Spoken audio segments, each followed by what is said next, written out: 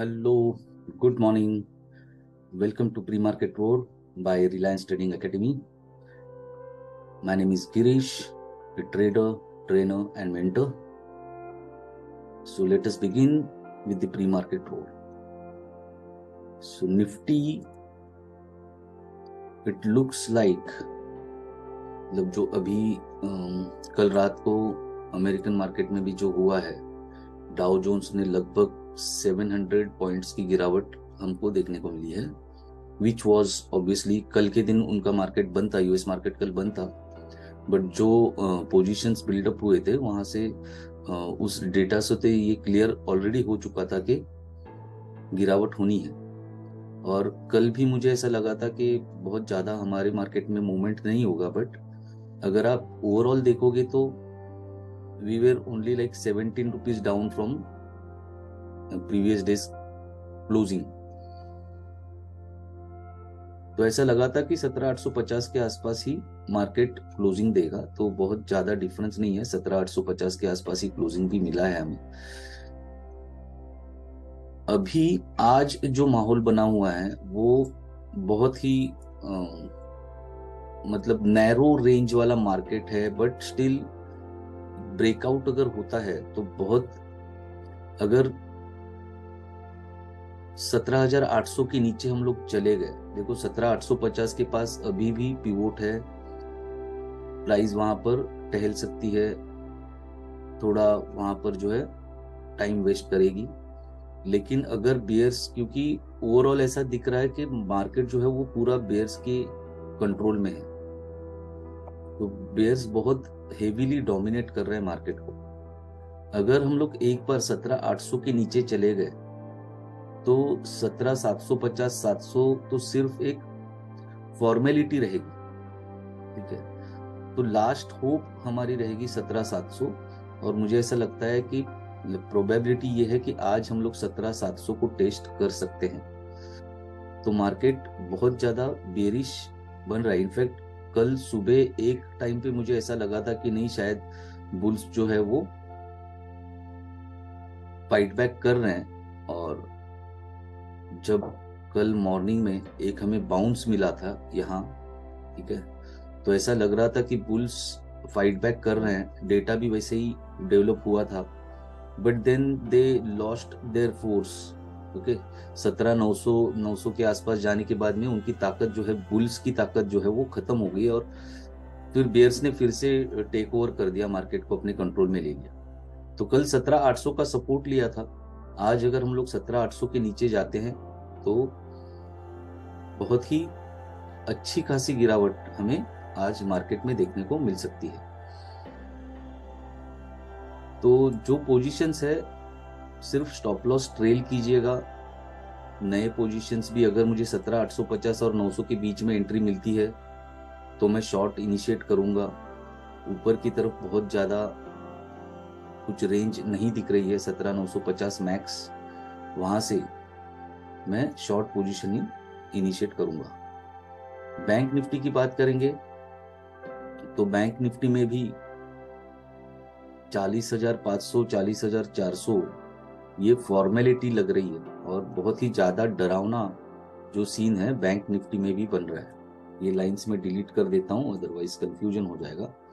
तो 40,400 और 40,500 ये एक सपोर्ट है। कल भी 40,500 के पास सपोर्ट लिया था, तो आज का पिवोट जो है वो 40,700 के पास है। हो सकता है यहाँ पर प्राइस जो है वो ज्यादा टाइम स्पेंड करे। अगेन एज ए सेड, 40,400 और 500 ये फॉर्मेलिटी रहेगी। एक बार अगर हम लोग इसके नीचे चले गए तो उसके बाद में जो है वो बुल्स का बिल्कुल भी वहां पर फोर्स नहीं है।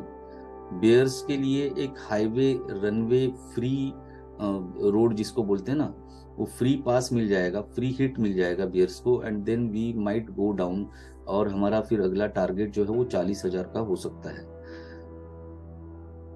नैरो रेंज है, ऊपर की तरफ बहुत ज्यादा स्कोप नहीं है। 40,900 मैक्स 40,900 और या फिर 41,000 अगर वहां पर मिल भी जाता है तो वहां से देखो, लॉन्ग तो मैं करूंगा नहीं ऑब्वियसली। मार्केट ओपन होने के बाद में जो डेटा आएगा, जैसा बिल्टअप होगा ऑप्शंस का डेटा में से जो पता चलेगा उसमें से तो हम लोग डिसीजन लेंगे ही, वो ज़्यादा बेहतर होगा।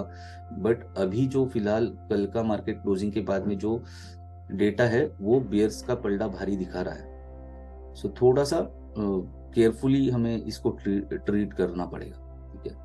फाइनेंस निफ्टी में तो और भी एकदम ही नैरो है, मतलब this again as I said कि 18,200 और 18,150 looks like merely a formality.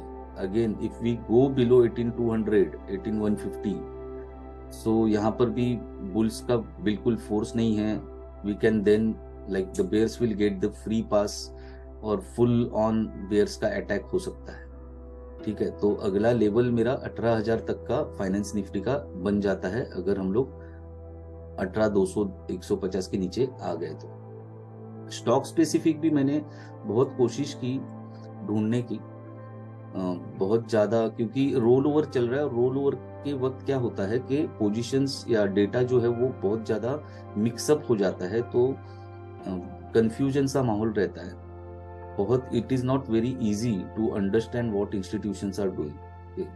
वो फ्यूचर्स में पोजीशंस, अभी फेब फ्यूचर में पोजीशंस क्लोज कर रहे होंगे, मार्च में नया बिल्डअप हो रहा होगा, तो उसमें डेटा जो है वो बहुत ही ज़्यादा मैशअप हो जाता है। तो ONGC में मुझे ऐसा लग रहा है कि एक अच्छा शॉर्ट अपॉर्चुनिटी है। अगर आप देखेंगे तो ये ट्रेंड है ONGC की, हालांकि अब ट्रेंड है कि बट रेजिस्टेंस, जो ट्रेंडिंग रेजिस्टेंस है उसको रिस्पेक्ट करके अच्छी गिरावट का संकेत हमें ONGC में मिल रहा है। तो if I get entry anywhere close to 155 और जो कल का हाई था 155.9, तो 155 के पास अगर मुझे एंट्री मिलती है तो यहाँ से मैं एक शॉर्ट पोजीशन इनिशिएट करूंगा ONGC के लिए। मेरा टारगेट होगा 152.5 and over a period of time मेरा टारगेट 150 का ONGC में बन रहा है। 150 आने के बाद में then will see whether we can go long again और not. So this looks like a good short opportunity, हालांकि रिस्की है ज़्यादा, but still this is what I believe like trade opportunity that we can get in ONGC। Lot size भी अच्छा खासा बड़ा है, तो 5 रुपए में भी हमें अच्छा खासा ट्रेड बन सकता है ONGC में। फिलहाल आज के प्री मार्केट रोर में इतना ही, फिर मिलेंगे कल के प्री मार्केट रोर में। Thank you very much. Don't forget to like, comment, share and subscribe before leaving. And if you want me to cover any of your assets in the pre-market roar analysis, please don't forget to mention the name and your perspective in the comments box. And also please post your reviews in the comments. Thank you very much.